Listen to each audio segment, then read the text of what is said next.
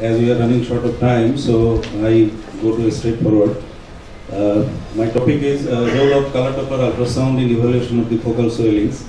Focal swelling is one of the most common clinical presentations that can be found at anywhere of the body, and any kind of tissue like muscles, tendons, vessels, nerves can produce focal swelling. For evaluation of the focal swelling during Doppler ultrasound, both grayscale features and color Doppler features are equally important. Among the grayscale features, the compressibility is very important. Other than lymphatic malformation, most of the vascular anomalies are usually compressible. On the other hand, thrombus, lymphatic malformation, cyst, enlarged lymph nodes and soft tissue masses are mostly non-compressible. However, compressibility may not be evaluated in some situations like painful situations, inflammation, abscess, hematoma. There is chance of rupture in aneurysm or in pseudoaneurysm. Color Doppler features can be divided into two parts: Doppler flow signals and spectrum. The first issue is presence or absence of flow. If it is present, then whether it is spontaneous or augmented, pulsatile or non-pulsatile, evidence of turbulence, and abundance of vascular channels. In the spectrum, what is the type, arterial or venous? High or low flow velocity, and how is the resistance, high or low? Other than lymphatic malformation, most of the vascular anomalies, inflammatory lesions, aneurysm, pseudoaneurysm, soft tissue mass, and enlarged lymph nodes show flow signals, whereas thrombus, hematoma, abscess, cyst, lymphatic malformation, they don't show flow signal. Pulsatile flow signals designate arterial connections, which is found in the inflammation, hemangioma, AVM, AV fistula, aneurysm, pseudoaneurysm originated from artery, soft tissue mass, and in enlarged lymph nodes. Non-pulsatile flow signals are seen in some hemangiomas, venous malformation, venolymphatic malformation, and pseudoaneurysm originated from the vein. This is the now a number of cases will be discussed in this context. This is a non-compressible swelling present in one of the varicose veins, having no Doppler flow signal. The diagnosis is very easy: thrombus. This is a large swelling in the biceps brachii muscle, which is hypoechoic, containing thick, low-level echoes with posterior acoustic enhancement. No flow signal is seen within the lesion. It is painful, having history of 3 weeks fever. So in this case, the diagnosis is pyogenic abscess. This is another painful intramuscular swelling having no flow signal within. Then what is the diagnosis? Could it be an abscess or any other thing? As the history is very short, only for 2 days, this time this is a hematoma. This is a large swelling in the left lower abdomen following trauma 7 days back. And in the X-ray, there is fracture of the left iliac bone, large hypoechoic lesion having septations. There are floating low-level internal echoes. Again, there is no flow signal within the lesion. So, what is it? Is it abscess or hematoma? There is history of trauma, so obviously this is a case of large subcutaneous hematoma. This is a painful scrotal swelling having reticular pattern. So, testicular mass may be a possibility, but there is no flow signal, so testicular mass is excluded. Testicular torsion may be a possibility, but with careful evaluation, right testis and epididymis is isolated and they appear normal, so the diagnosis is scrotal hematoma. Sometimes you get swelling in the popliteal fossa. These are clear anechoic spaces around the medial head of gastrocnemius muscle with no flow signal. Very easy diagnosis, Baker cyst, and when it ruptures, it becomes elongated, poorly defined hypoechoic areas around the gastrocnemius cell. So we have observed 7 cases where we didn't get flow signal. Okay, we will get it shortly. This middle-aged female presented with pain and swelling in the ventral aspect of right wrist. Hypoechoic areas are seen around the flexor tendons. This is axial view. Normally muscles, tendons and synovial sheaths, they don't display flow signals due to slow flow velocity, but here you see few flow signals within the synovial sheath that indicates increased vascularity which goes in favor of inflammation. So this is a case of tenosynovitis. This 28 years female presented with painful swelling in both ankles for 7 days. There are hypoechoic areas around the tibialis posterior tendon. Both Achilles tendons and paratendons are thick and hypoechoic. Like the previous case, there are flow signals in the synovial sheath and also in the Achilles tendon and paratendons. So this is also a case of inflammation, bilateral tenosynovitis and bilateral Achilles tendinitis with peritendinitis.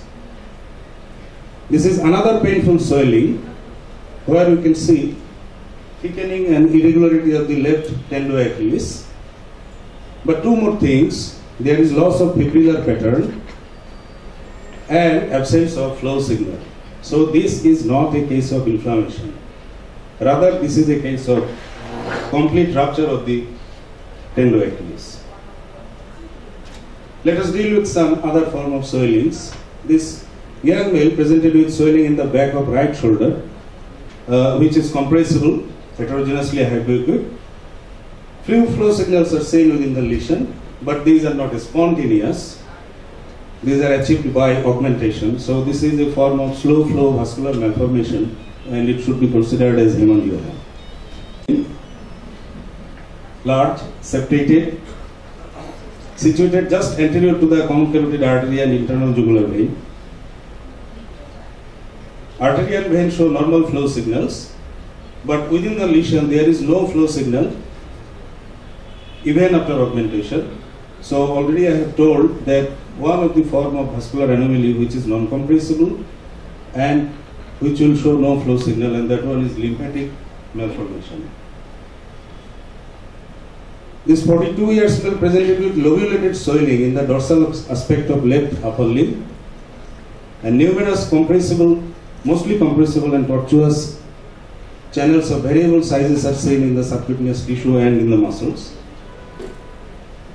This is also a slow flow vascular malformation where most of the channels show flow signals spontaneous. Some of them show flow signals upon augmentation, but some of the channels show no flow signal. So this should be considered as a combination form, most likely veno-lymphatic malformation. Now this is an epigastric swelling which is pulsatile. As we see, large hypoechoic pulsatile area in the epigastric region which is continuous with the abdominal aorta, showing turbulence of low-level echogenic materials. We observed this kind of low-level echogenic materials movement in the abscess, in the hematoma or in the venous malformation, but those were slow and non-pulsatile. There is a projectile force which is making the movement faster and pulsatile. And in the color flow study, there is bidirectional flow known as yin-yang sign due to swirling of blood within the dilated aorta. I think the diagnosis is quite obvious, aortic aneurysm. Similar type of swelling in the thigh with history of penetrating wound. This history is very important. Same type of turbulence of low-level echogenic materials, yin-yang sign due to bidirectional flow within the swelling. And there is an eccentric communication with medial circumflex femoral artery, which is a branch of deep femoral artery. So considering this setup, the diagnosis is pseudoaneurysm originated from artery.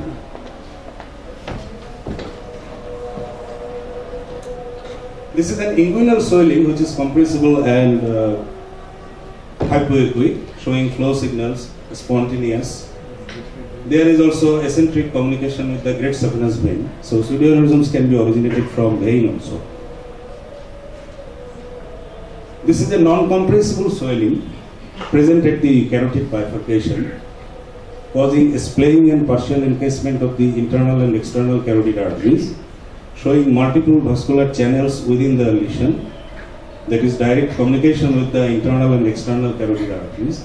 As it is non-compressible, multiple flow signals are there. Unlike vascular malformation, where flow signals predominate, here significant amount of soft tissues are predominating. So it must be considered as soft tissue mass, and in this case it is carotid body tumor. This is another non-compressible swelling in the buccal area.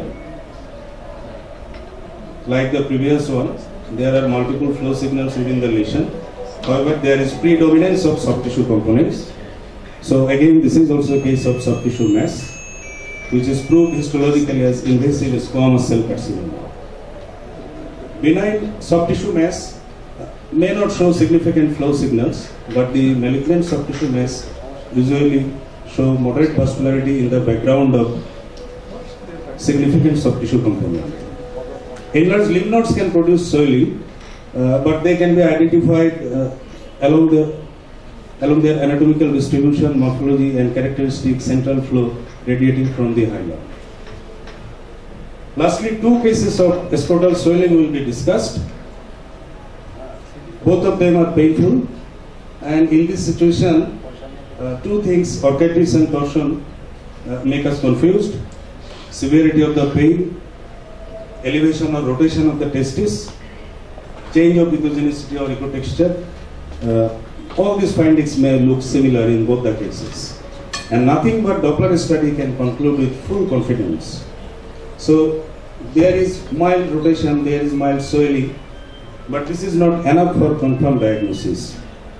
As there is increased flow, there is no chance of confusion that this is a case of inflammation. Same type of rotation, same type of swelling and slight hypoechogenicity, slight heterogeneity. But there is no flow within the testis. So this must be a case of testicular torsion. So if there is increased flow, it will be considered as orchitis. And if there is no flow within the testis, it must be considered as testicular torsion. Lastly, I would like to repeat few words as conclusion that except few limitations like bone-involved lesions, grayscale ultrasound and color Doppler findings with knowledge of clinical presentations play excellent role in differentiating cause of focal swelling like inflammation, trauma, neoplasm, hematoma, cyst, and different forms of vascular anomalies. Thank you very much for your kind attention and active participation.